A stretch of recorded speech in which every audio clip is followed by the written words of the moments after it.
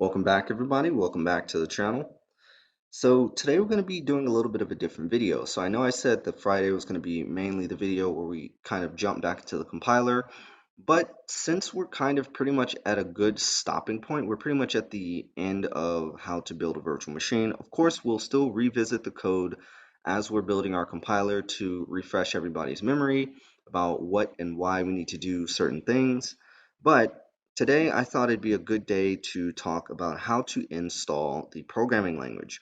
Now, this is going to be coming from a viewer request where Prime Mover said, can you make a video on installing and running the programming language on Windows and Linux? So that's what we're going to be talking about today.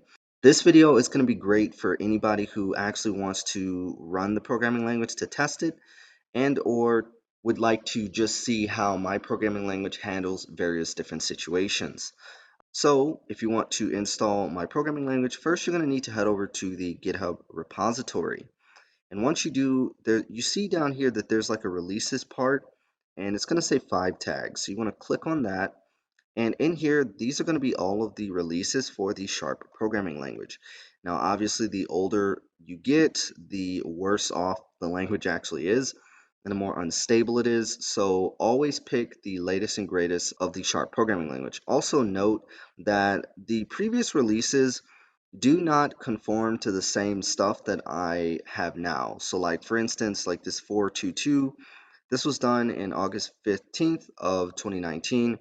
The syntax in here is nowhere near exactly like the syntax that I have now because I've constantly changed and evolved my programming syntax over the years. So just keep that in mind if you do install an older version. Now, in order to install it, you want to click on the actual release. And once you do, it's going to explain, what's included in the release. So basically what I have right now is the runtime environment and the Sharp compiler. I do not have the profiler because it does not work with the JIT, and not to mention my JIT is broken anyway. So for right now, I'm leaving out the Sharp profiler. Now, we go down here for both Linux and Windows. What you can do is just download the zip file. So you'll get the zip file, and once you click on the zip file, you will get taken here to the releases, and then you can extract extract the actual code. So let me see, extract all, and we're going to show the folder once we're done. So we'll close out of that, and we have this releases here. And in here, there's going to be a ton of different things. So there's going to be, let's just kind of go through everything. So first, there's going to be the bin directory. This is going to be, now, since I'm only compiling Sharp for 64-bit right now, I do support 32-bit operating systems, but I just haven't had time to do all of the testing yet. I've done like half of the testing, but I haven't done everything. Eventually, there will be a 32-bit section here as well. And in there, you have both operating systems, both Windows and Linux. Windows, you have, of course, both the Sharp runtime system and the compiler. Linux, it's the exact same thing, but for Linux. Now, when it comes to actually installing it, you're going to need to install the support library. So the support library is going to contain all of the basic code that we're going to need to operate. Now, before we continue on, I just want to mention something very important. This update was done in June 19th. I'm actually looking to push out an update within the next week, maybe within the next few days. I'm not sure yet, but I would say if you are looking to install the Sharp programming language on your machine, wait at least a week because this version here, although it is a very stable version of the language, it is nowhere near as good as the current version. The current version, I've basically gotten seg faults down to 0. So there really isn't any seg faults. The exception system is phenomenally faster. The garbage collector is arguably twice as fast as it was before, and just a bunch of other stuff. So if you guys want to see the various changes that happen between each update, you can go here. So if I go back out, there's going to be a change list file. So if I say edit with notepad, we can see here that, this is a changes file that contains basically all of the various different changes that I've made from version to version. And it kind of has a detailed description in there. And once the new version comes out, you will see the next version here. and we'll just kind of go from there. If we go back out, so after that, there's going to be a getting started file. This getting started file is pretty much going to be telling you exactly what you need to do to install the programming language. So we're actually going to be using this in a second, but let's just continue going through the files. For Linux, it's going to be so easy. There's a Linux install bash. You're going to basically just run this code, and it's literally just going to install the programming language for you. So for Windows, it's a little bit more manual, unfortunately, but for Linux, it's a lot easier. You literally just run this file and it's done. So let's go back. We also have Notepad++ Sharp. So if I edit this file, this is going to be an XML file that's going to contain all the syntax highlighting for the programming language. Now, there's been a lot of changes, so I actually do have to update this file. This file will be updated in the next release within the next week. I go back, so I can close out of that one. Finally, we have the test.sharp. So to ensure that everything is working with the programming language, you want to make sure that once you actually install it, you want to try to compile and run this test.sharp file, and then you will basically have ensured that the programming language has been installed. Now, there is going to be a new folder that I am looking to add to this actual release folder. So if we go here to the sharp directory and then we go to remastered, I'm actually adding an examples folder to the actual release folder. And what this is going to be is this is going to basically be a folder that shows you various different examples of how to do things in a programming language. So obviously we have our vanilla hello world. After that we have, factorial, which allows you to calculate factorial. I also have a C++ hello world. So how would hello world look in, doing it in C++ with the actual language? So it's just going to be a lot of different examples to help you kind of get started for using the language if you don't know how everything actually works. So I would definitely look out for that. But now let's get to the meat and potatoes of the actual video to see how we actually install the programming language. So what we do is I'm going to get two folders out. So what you want to do is you basically, once you install this, you're going to want to create a sharp directory. The Sharp directory is going to contain two main folders for the Sharp programming language to run. Now, we're going to go over Windows first because it's the longest process. We'll go over Linux afterwards. For Windows, you basically create a bin and an include folder. So the bin folder is going to need to contain both the Sharp compiler and the Sharp executable.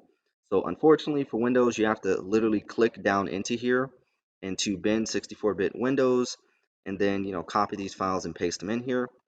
After that, for the include, you then subsequently have to go in here to the lib directory and support 0.2.805, copy all of these files and paste them directly into the include. Do not include the 0.2.805.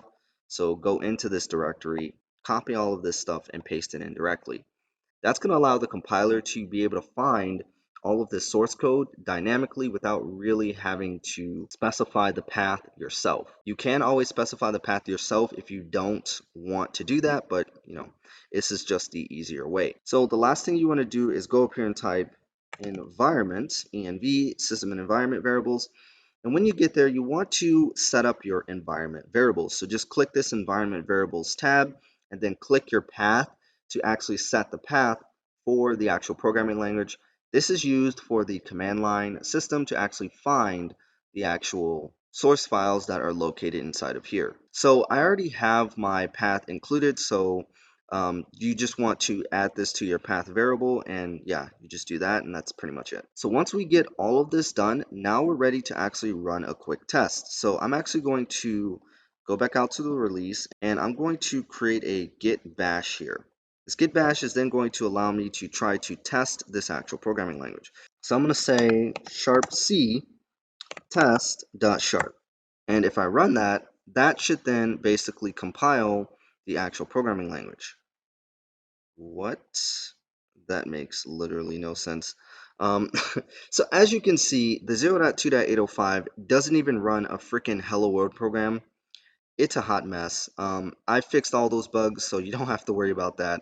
So this is why you should just wait until the next version, because the compiler in this version is just not very good. So this is how you run it in Windows, and of course, if you wanted to actually run the program, if it actually existed, you would just type sharp and then I don't know, out or whatever, and then it would basically execute the program. But since there isn't any files, it'll just say it does not exist. So now let's look to see how Linux does this.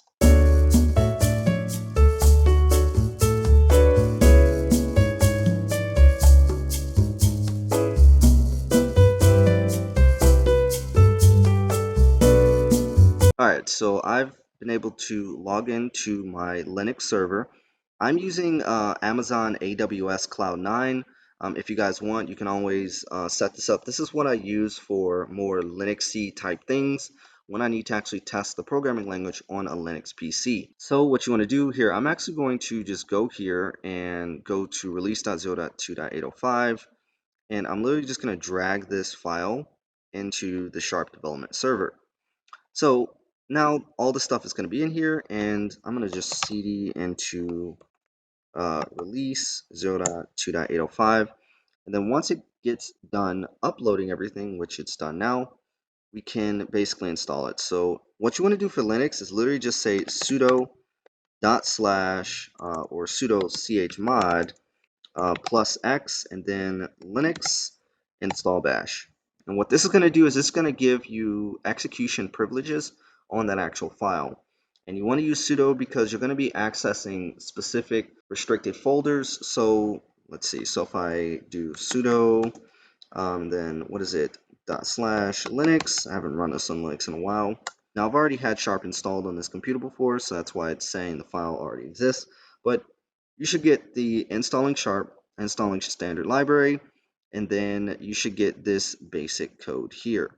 Now, as you can see, it's running a little bit better on this one. Now, the reason why I think this one worked instead of, because this is the same version, right? This is both 805 on Linux, and why it didn't work on Windows is I actually think the folder that I'm pointing to for my Windows Sharp include directories, I think these are old. Yeah, so these are dated back as early as 5/24. Even June 1st was the last time that I updated them. And if we go to the actual version, we can see that I did this release on the 19th of June. So those files in here actually might be out of date because I don't update this very often.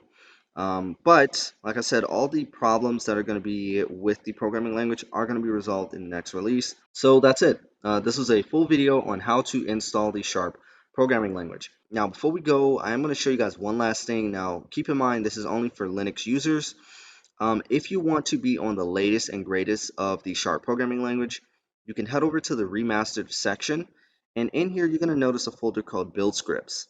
What you want to do is you want to chmod and be able to execute this Linux. It's actually the Linux x64 compile script.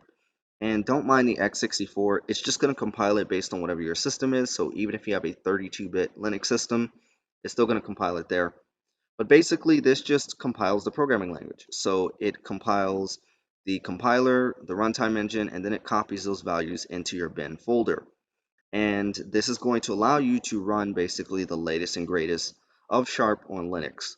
So if you want to keep up to date, I rarely ever publish broken code to this branch. It's extremely rare unless like I have an emergency or whatever, and I have to put the code up. But typically the code on here is pretty stable, and as of late, I don't really update things too much. I mean, I did update stuff 2 days ago, but I don't commit as often as I used to because I actually like to just push quality code instead of just trying to crank out a crap ton of commits. So keep that in mind, but that's going to be it for today, guys. As usual, if you're new to the channel, definitely consider subscribing, and until next time, I'll see you guys later.